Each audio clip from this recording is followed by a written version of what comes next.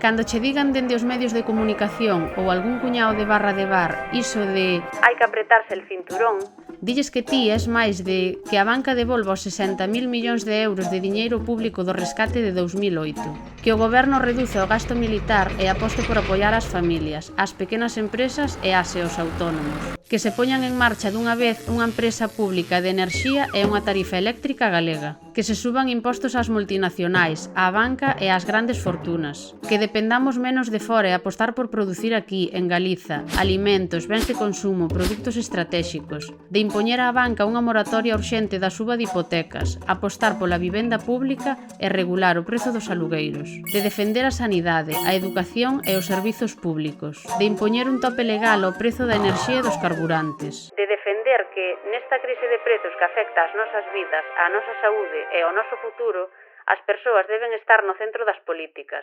Apretemos o cinto a quen se forra a nosa costa e fagámonos valer. A vida é agora.